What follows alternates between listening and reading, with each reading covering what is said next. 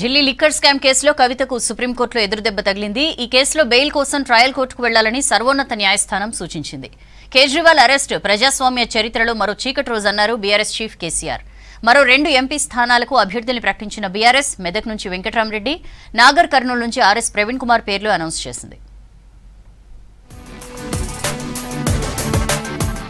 Delhi liquor కేసులో ED విచారణ ఎదుర్కొంటున్న కవితకు సుప్రీంకోర్టులో ఎదురుదెబ్బ తగిలింది. బెయిల్ కోసం ట్రయల్ కోర్టులోనే ఆశ్రయించాలన్న ధర్మాసనం ఏ విషయంలోనైనా నిబంధనల ప్రకారమే నడుచుకోవాలని సూచించింది. రాజ్యాంగ చట్టబద్దతపై లేవనెత్తిన అంశాలను మరో పిటిషన్తో కలిపి విచారిస్తామన్న ధర్మాసనం సుప్రీంకోర్టును ఆశ్రయించే ఆర్థిక స్తోమత ఉన్నంత మాత్రాన పిటిషన్ను పరిగణలోకి తీసుకోలేమని తెలిపింది జస్టిస్ సంజీవ్ ఖన్నా నేతృత్వంలోని త్రిసభ్య ధర్మాసనం. అటు బెయిల్ కోసం ట్రయల్ కోర్టును ఆశ్రయించే స్వేచ్ఛ పిటిషనర్ కు ఉందన్న ధర్మాసనం త్వరితగతిన కేసు విచారణ చేపట్టాలని ట్రయల్ కోర్టుకు సూచించింది. రాజ్యాంగపరమైన అంశాలపై ఈడీకి నోటీసులిచ్చిన త్రిసభ్య ధర్మాసనం 6 వారాల్లో సమాధానం చెప్పాలని చెప్పింది. తర్వాత మరో 2 వారాల్లో రిజైండర్ దాఖలు చేయాలని ఆదేశించింది ధర్మాసనం. లిక్కర్ స్కామ్ మనీ లాండరింగ్ వ్యవహారంలో కల్వకుంట్ల కవితను ఈడీ 6వ రోజు విచారించింది. కవిత తల్లి కుమారుడిని కలిసేందుకు ప్రత్యేక కోర్టు ఇదివరకే పర్మిషన్ ఇవ్వటంతో విజిటింగ్ అవర్లో కుమారుడు ఆదిత్యారావు కవితను కలిశారు. ఆప్ అధినేత ఢిల్లీ సీఎం కేజ్రీవాల్ అరెస్ట్ ప్రజాస్వామ్య చరిత్రలో మరో చీకటి రోజన్నారు బీఆర్ఎస్ చీఫ్ కేసీఆర్. ప్రతిపక్షాల్ని నామరూపాలు లేకుండా చేయాలని ఏకైక సంకల్పంతో మోదీ సర్కార్ వ్యవహరిస్తోందని విమర్శించారు. ఇటీవలే Jharkhand CM Hemant Soren, BRS MLC Kavitha అరెస్టులు ఇందుకు రుజువులన్నారు కేసీఆర్.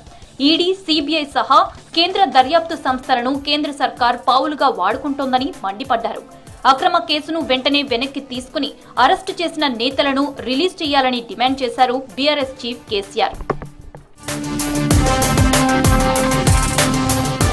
కాంగ్రెస్ ప్రభుత్వం ప్రజా సమస్యలను పట్టించుకోవటం లేదన్నారు కరీంనగర్ ఎంపీ బీఆర్ఎస్ అభ్యర్థి వినోద్ కుమార్.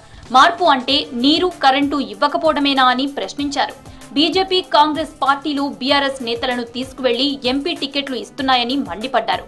ఎలక్షన్ టైంలో అరెస్టులు కరెక్ట్ కాదన్న వినోద్ కుమార్ లోక్సభ ఎన్నికల్లో బీఆర్ఎస్ విజయం సాధిస్తుందన్నారు. ఎన్నికల సందర్భంలో రాజకీయ ప్రత్యర్థుల్ని ఏ ప్రభుత్వమైనా, అది బీజేపీ ప్రభుత్వం కానీ కాంగ్రెస్ ప్రభుత్వం కానీ హింసించడం మంచిది కాదు. ఎందుకంటే ఎన్నికల సందర్భంలో ప్రచారం చేసుకోవాల్సిన అవసరం ఉంటుంది.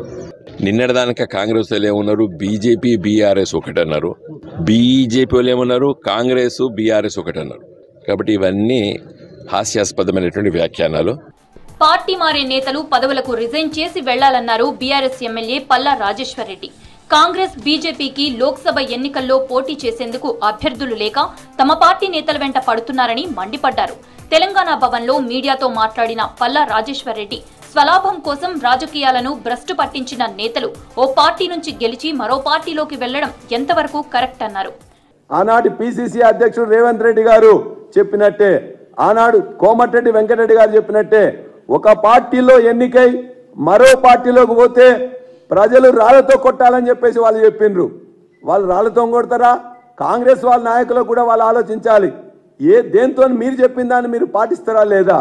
రాళ్లతో కొడతారో చెప్పులతో కొడతారో ఖచ్చితంగా కాంగ్రెస్ పార్టీ నాయకులు ఆలోచించుకోవాలి.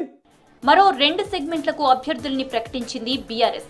మెదక్ సీటు నుంచి వెంకట్రామరెడ్డి, నాగర్ కర్నూలు నుంచి ఆర్ఎస్ ప్రవీణ్ కుమార్ పేర్లను ప్రకటించారు కేసీఆర్. భువనగిరి, నల్గొండ, హైదరాబాద్, సికింద్రాబాద్ స్థానాలను పెండింగ్ లో ఉంచారు. మెదక్ ఎంపీ బీఆర్ఎస్ అభ్యర్థిగా తనను ప్రకటించడం సంతోషంగా ఉందన్నారు మాజీ ఐఏఎస్ అధికారి MLC Venkatramareddy. Erravelli farm house లో కేసీఆర్ ని కలిసి కృతజ్ఞతలు తెలిపారు. ఒక ఎంపీగా పార్టీ నిర్ణయించి ప్రజల దీవెనలున్నాయి.